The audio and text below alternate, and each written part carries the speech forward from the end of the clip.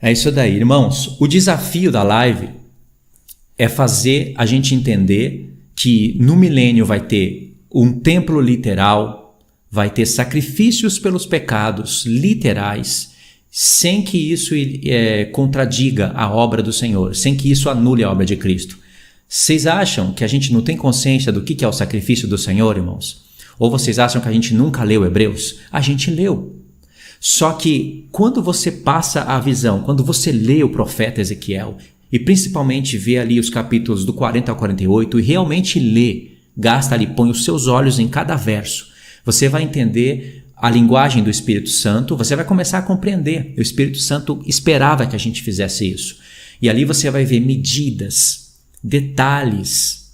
Você vai ver uma planta de uma casa. O meu pai, ele é engenheiro. Ele é engenheiro agrônomo, ele tem 2 faculdades. E eu lembro que quando ele trabalhava na empresa dele, eu lembro que a gente ia lá, né? Ia eu, minha irmã, e aí ele estendia aquela planta em cima de uma mesa. Era um papel assim, semelhante papel manteiga. E aí você olhava, só via rascunho, só via quadrados, números nos cantos. E aí eu perguntava o que era aquilo, ele falava que era a planta de um determinado lugar que ia ser construído. O Senhor fez a mesma coisa em Ezequiel. Tem uma planta, uma engenharia divina do Senhor, de maneira que é impossível a gente espiritualizar tudo aquilo, ainda que tenha muitas porções espirituais. Irmãos, existe várias linhas do tempo dentro do profeta, né? Principalmente um profeta de 48 capítulos. E eu já estou conseguindo olhar para Ezequiel por capítulos verdadeiros, né? O profeta Ezequiel não tem 48 capítulos, ele tem bem menos. Por exemplo, do capítulo 40 ao 48 é um só capítulo. E antes disso, a gente poderia começar por onde? Ezequiel 34. Se você pega Ezequiel 34 e vai até Ezequiel 39, você vai ver que é um capítulo. É incrível. E o que o Senhor fez? Ele fez questão de, em Ezequiel 36, falar da restauração das 2 casas. Em Ezequiel 37, acrescentar detalhes e até falar da ressurreição. E em Ezequiel 38 e 39, falar da batalha de Gog e Magog. Vocês sabem que Gog e Magog é depois do milênio, mas também antes.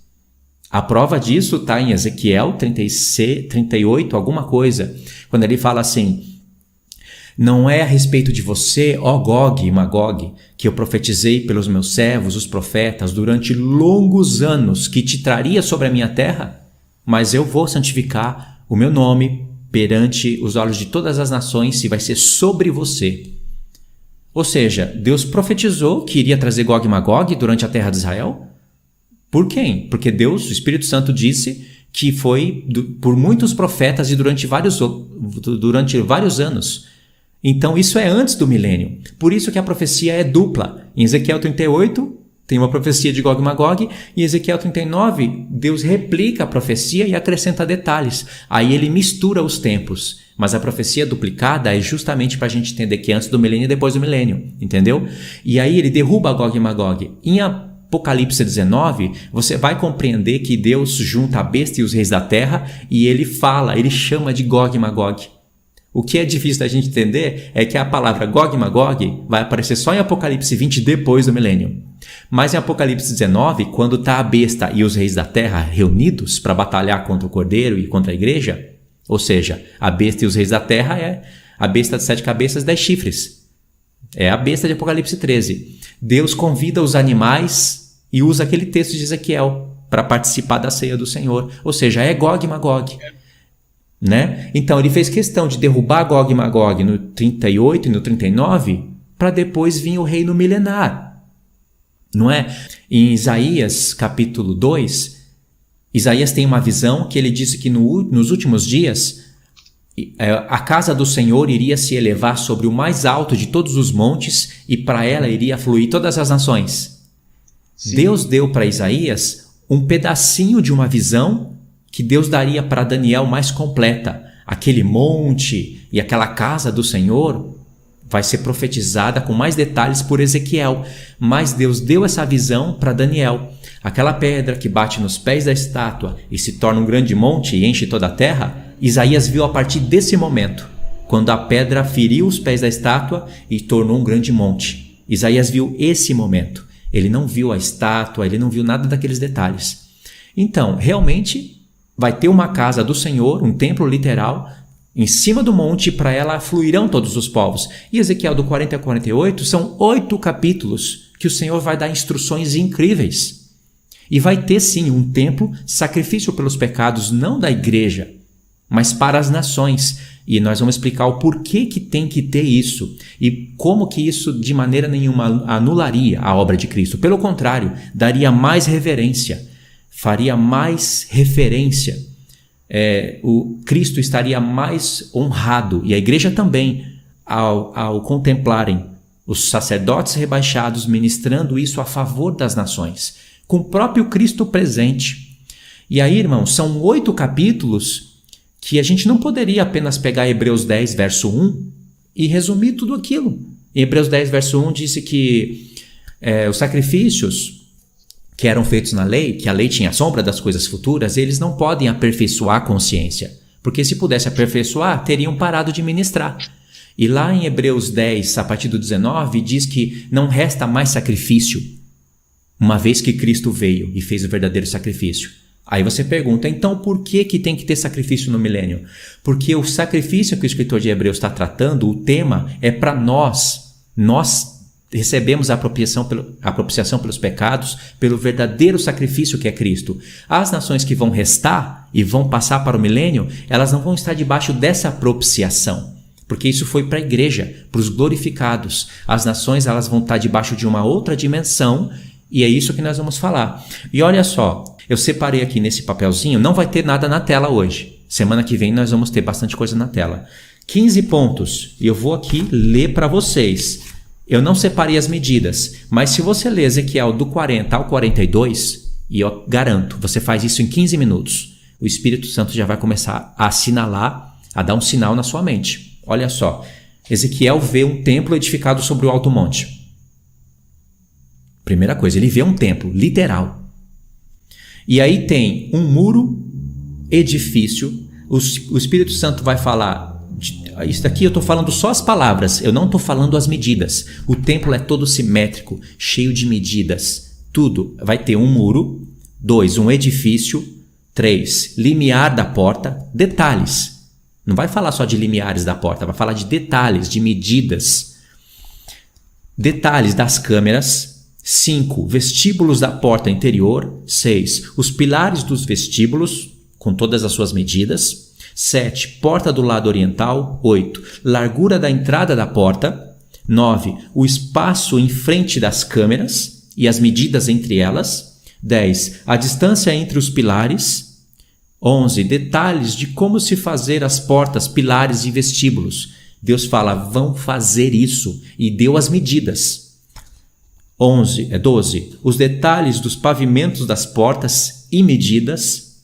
13, medidas das portas, câmeras, pilares e janelas que davam para o lado norte e para o lado sul, e o espaço entre um e outro. Cada detalhe, simetria, tudo como eles devem fazer. 14, mais detalhes sobre essas portas e as suas escadas. Tem detalhes de 7 degraus e 8 degraus. Tem pontos espirituais em alguns pontos disso? Tem, claro que tem. Mas não tem como espiritualizar tudo isso. Como é que eu vou espiritualizar todas essas medidas num templo que o Senhor fala que vai ser construído?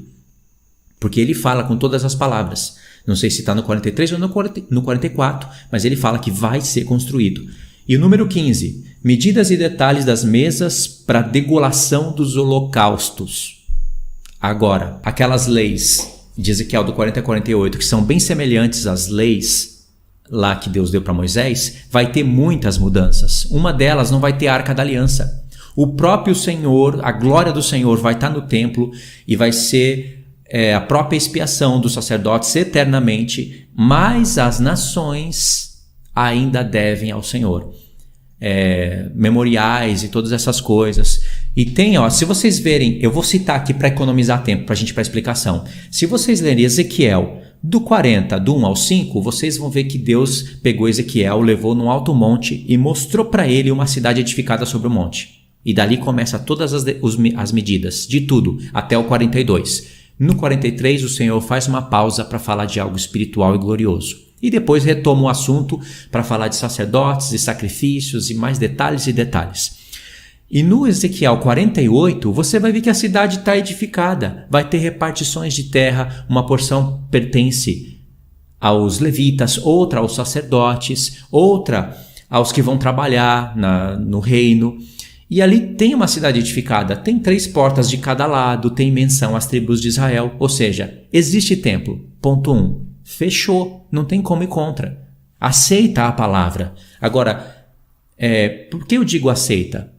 Porque, irmãos, se você entende que o reino não é no céu, que a gente não vai estar lá no céu com os anjos e a terra destruída. Se você entende como o Senhor falou, como o Espírito Santo profetizou, Apocalipse 1 e Apocalipse 5, e reinarão sobre a terra, e que Jesus estará sobre o trono de Davi na terra, a partir de Jerusalém reinando sobre todas as nações, então a gente tem que estar sobre o alto monte e tem que ter um templo. Os homens não vão ficar lá no monte à toa. Irmão, se tem templo, presta atenção nisso. Para que serve o templo do Senhor? Eu estou falando de uma dimensão diferente. Hoje nós somos o santuário do Senhor. O Senhor profetizou que haveria um tempo no qual não haveria templo e que o homem seria o templo do Senhor. Mas essa dimensão que nós estamos profetizando é o mundo vindouro. É onde o Senhor vai cruzar realidades espirituais com realidades literais. Vai ter o templo que é o próprio homem vai ser templo do Senhor. As nações vão ter o Espírito Santo. Mas ainda vai ter um templo literal, ou seja, o Antigo e o Novo Testamento, a sombra e a realidade, tudo vai estar ali, a Bíblia em 3D.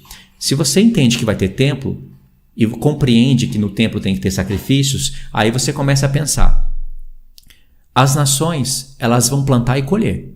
Está escrito em vários profetas. A igreja não vai ficar plantando e edificando e bebendo do vinho e vivendo na sua casa tendo filhos. Isso é para os sacerdotes rebaixados e para as nações que restarem. Se vai ter plantação, se vai ter colheita, se eles vão comer carne, por que o Senhor não usaria tudo isso para trazer primícias para ele e para ensinar a palavra na própria prática? Por que o Senhor deixaria as nações apenas comerem carne, fazerem churrasco? Isso é a vida hoje. Se as nações vão plantar e vão colher e elas vão entender que aquilo lá no passado era uma referência a Cristo, que é a realidade, que vai estar presente no milênio, por que o Senhor não usaria isso para ensinar as nações? Então, primeiro, memorial, reverência, referências. E além do mais, apenas isso não vai aperfeiçoar a mente deles, mas todo um contexto, sim, vai servir de aperfeiçoar, porque quando eles trouxerem as primícias das suas plantações para os sacerdotes terrestres, eles já estão fazendo uma gratidão, uma referência a Cristo e à igreja, porque eles vão saber que aquilo no passado apontava para uma realidade que está diante deles. O próprio Senhor e a própria igreja são primícias. Quando os sacerdotes rebaixados imolarem carnes, e isso é para pecado das nações, sim. Os próprios sacerdotes rebaixados vão fazer uma reverência a Cristo e à igreja. Ou seja, em todos os pontos, o sacrifício de Cristo vai estar sendo lembrado. Assim como nós fazemos, tipo Santa Ceia, etc. Sempre apontando para o sacrifício de Cristo. E aí Deus vai ser propício para o pecado das nações, porque elas ainda vão pecar, por causa dessas coisas e por causa do que elas vão estar fazendo. Assim, elas não vão viver mais para si mesma, não vão mais edificar prédios, casas, indústrias. Elas vão viver a vida para Deus. Por isso que o Senhor vai usar, ele não vai desprezar tudo isso, ele vai usar todo esse contexto para ensinar as nações. Não é só o sacrifício pelos pecados que vai aperfeiçoar a mente deles, mas o contexto geral de todas as coisas. É justo você não compreender isso, é justo você não entender e falar, é impossível o sacrifício pelos pecados, é impossível isso. Mas você vê que a gente está quebrando barreiras diante de você. Primeiro, você tem que ter uma explicação para si mesmo, de Ezequiel do 40 ao 48. Não seja preguiçoso, leia, estude e explique para si mesmo. Quando você conseguir explicar tudo, aí você vai e ensina isso. Porque o que nós estamos fazendo é tudo com temor. O Senhor vai pedir conta de tudo que a gente ensina. Entendeu? A gente pode estar sendo prejudicado aqui. Ou a gente pode estar reservando alguns galadão, algumas recompensas. A gente tem consciência disso. Mas isso é justo você ter dúvidas. Mas você tem que lê. Quando você lê o texto e aplica ao coração, as coisas começam a mudar. Isso daqui que o Senhor criou é uma charada, um desafio. Ele sabia que muitas pessoas não iriam ler, só iriam se lembrar de Hebreus. E não fariam tão mal, porque estão se lembrando de Hebreus, significa que acredita no Senhor. Mas ele sabia que pessoas iriam ler, ver com os olhos, ouvir com os ouvidos e entender com o coração, iria entender esses desígnios dele. O Jesus foi interrogado pelos saduceus a respeito da ressurreição. E ele falou, olha, vocês trabalham em grande erro, porque vocês não conhecem nem as Escrituras e nem o poder de Deus. Aí ele citou Abraão, né, falou que Abraão para Deus está vivo e que haverá ressurreição sim. E aí ele fala, e os que forem achados dignos da ressurreição, nem se casarão e nem se darão em casamento. Esse é o Mestre Jesus falando. Os que acharem dignos da ressurreição, nem se casarão e nem se darão em casamento. Aonde que está essa informação? Está nas Escrituras. Pensa que não? Está nas Escrituras. E aonde está o poder de Deus? Em fazer tudo isso real, em transfigurar o corpo. Ok, mas o Senhor Jesus não foi o mesmo que deu a visão e as instruções para Ezequiel? Antes de se fazer carne? Jesus sabia, conhecia Ezequiel muito melhor que qualquer outra pessoa do mundo, que qualquer Paulo. Ele sabia que do 40 a 48 fala do milênio. E como que os sacerdotes do Senhor estão governando sobre as nações e estão comendo, bebendo, casando e se dando em casamento? Ezequiel do 44 em diante, está aqui, verso 15. Vamos pegar do verso 15. Mas os sacerdotes levitas, os filhos de Zadok, que cumpriram as minhas prescrições do meu santuário, quando os filhos de Israel se extraviaram de mim, eles se chegarão a mim para me servirem, e estarão diante de mim, para me oferecerem a gordura e o sangue, diz o Senhor Deus. Eles entrarão no meu santuário e se achegarão à minha mesa para me servirem e cumprirão as minhas prescrições. Verso 17. E será que quando entrarem pelas portas do átrio interior, usarão, tudo falando para o futuro, entendeu? Usarão vestes de linho, não se porá lã sobre eles quando servirem nas portas do átrio interior dentro do templo. Verso 18. Tiaras de linho lhe estarão sobre a cabeça e calções de linho sobre as coxas, não se cingirão a ponto de lhe vir suor. Verso 19. Aqui.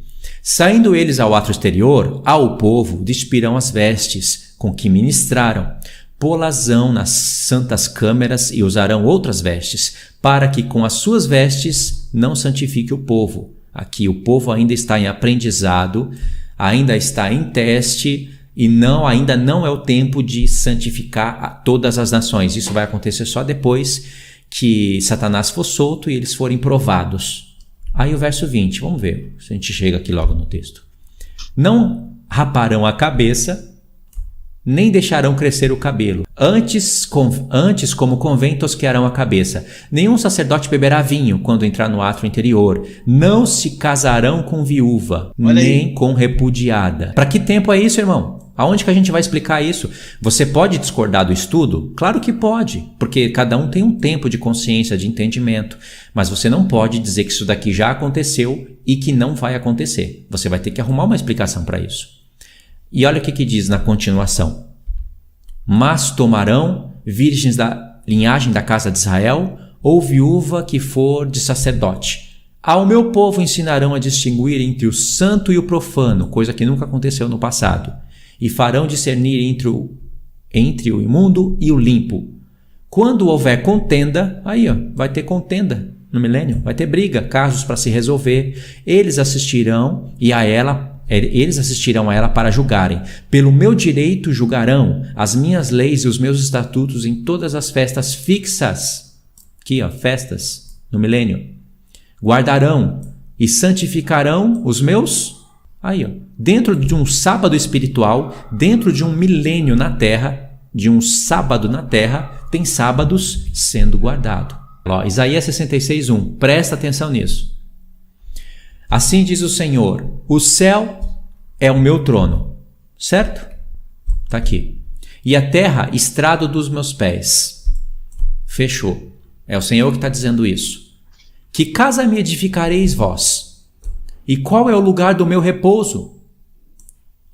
Olha o que ele associou. Que quando houver uma casa edificada por ele, seria o lugar do repouso dele. Aqui está apontando para o milênio. Irmãos, quando Estevão leu isso daqui, ele compreendeu que Deus não habita em templo feito por mãos de homens. O próprio Salomão, quando terminou de edificar a casa de Deus, 7 anos edificando, ele falou: por acaso o Senhor habitaria nesse lugar?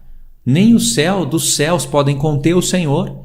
Então eles sabiam que o Senhor mesmo estava no céu, aqui, onde está o trono dele, e que a terra era apenas estrado dos pés, e que aquele templo era uma figura presencial do Senhor. E Estevão compreendeu que o lugar onde o Senhor habita é dentro do homem. Só que Estevão, ele estava tratando de algo que era, irmãos, para aquele tempo. Olha só, o verso 2. Porque a minha mão fez todas essas coisas, ou seja, a mão dele criou os céus e a terra.